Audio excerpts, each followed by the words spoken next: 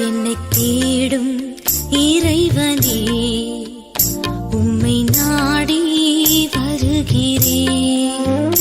என்னை தேடும் இறைவனே, உம்மை நாடி வருகிறேன்.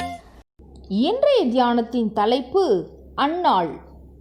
வாசிக்க வேண்டிய திருமறை பகுதி 1 சாமுவேல் 1 அதிகாரம். அன்னாள்.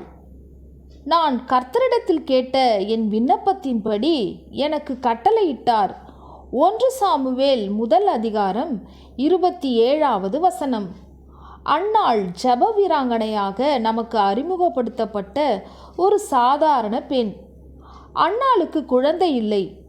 அவளுடைய சக்கலத்தி அவளை விசனப்படுத்தினாள், மனமடிவாக்கினாள். அன்னாள் அழுதாள். அதன் பின் ஆலயத்திற்கு போய் மனம் கசந்து மிகவும் அழுது கர்த்தரை நோக்கி விண்ணப்பம் பண்ணினாள். இங்கே நாம் கவனிக்க வேண்டிய ஒரு காரியம், ஆசாரியனாகிய ஏலி வாசலண்டை அமர்ந்திருந்தும் தனக்காக அந்த ஆசாரியன் விண்ணப்பம் பண்ண வேண்டும் என்று கேட்காமல் தானே விண்ணப்பம் செய்கிறாள். அடுத்து அன்னாளை பற்றி நமக்கு போதிக்கப்பட்டிருக்கும் ஒரு காரியம், பின்பு அவள் புறப்பட்டு போய் போஜனம் செய்தாள்.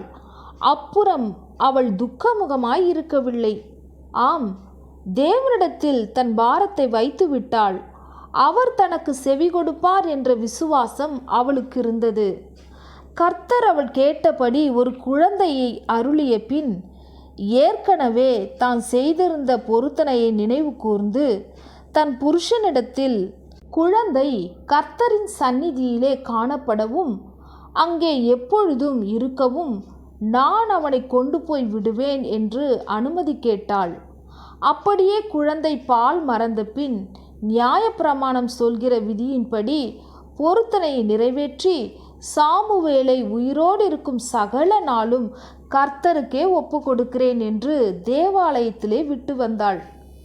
இப்படி பலி செலுத்தி தன் பிள்ளையை ஆண்டவருக்காகவே அர்ப்பணித்து தன் நன்றியை வெளிப்படுத்திய அன்னாள் துதிப்பாடல் ஒன்றும் பாடுகிறாள். அப்பாடல் மரியாளின் கீதத்தை ஒத்ததாய் இருக்கிறது என்பதுதான் சிறப்பு. பெண்களே, திருமறையில் செங்கடலை கடந்து வந்த பின் மிரியாம் பாடினாள். அன்னாள் குழந்தை பெற்ற பின் கலிகூர்ந்து துதிப்பாடல் பாடினாள். மரியாள் கர்ப்பவதியாய் இருக்கும்போதே பாடுகிறாள். உங்களுக்கு இதுபோல் கர்த்தர் பெரிய காரியங்களை செய்யவில்லையா? உங்களுக்கு கவி பாடும் திறன் இருக்கிறதா? பாடுங்கள், கர்த்தரை துதித்து பாடுங்கள். அன்னாள் அதன் பின் ஆண்டுதோறும் பலி செலுத்த போகும்போதெல்லாம் சாமுவேலுக்காய் ஒரு சின்ன சட்டையை தைத்து கொண்டு போவாளாம். அந்த பிள்ளை ஆண்டுக்கு ஒரு முறை மட்டுமே அன்னையின் அன்பை சுவைத்திருக்கிறது. ஆசிர்வாதம். மலடியாய் இருந்த அன்னாளுக்கு அதன் பின் ஆண்டவர் 5 பிள்ளைகளை கொடுத்து ஆசிர்வதித்தார். எத்தனை மகிழ்ச்சி! அன்னாள் போல் ஊக்கமான ஜெபம், பொருத்தனையை நிறைவேற்றும் நேர்மை, துதி, அன்புள்ள தாய்மை, அத்தனையும் வேண்டும். அன்னாள் போல் ஊக்கமான ஜெபம், பொருத்தனையை நிறைவேற்றும் நேர்மை, துதி, அன்புள்ள தாய்மை, அத்தனையும் வேண்டும். ஜெபத்தை கேட்கும் எங்கள் தேவா, ஜெபத்தின் வாஞ்சை தந்தருளும், ஜெபத்திலே தரித்திருந்து ஜெபத்தின் மேன்மை காண செய்வி.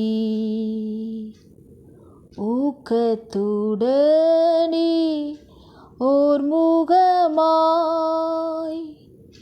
இறைவன் பாதம் பற்றி கொண்டு மனக்கிலேசம் ஊற்றிவிட்டாள், சமாதானமாய் வீடு சென்றாள், சமாதானமாய் வீடு சென்றாள். ஜெபம். பிதாவே, எங்கள் குடும்பங்களில் நல்ல சாமுவேல்களை அதிகமாய் உருவாக்கி தாரும். ஆமேன்.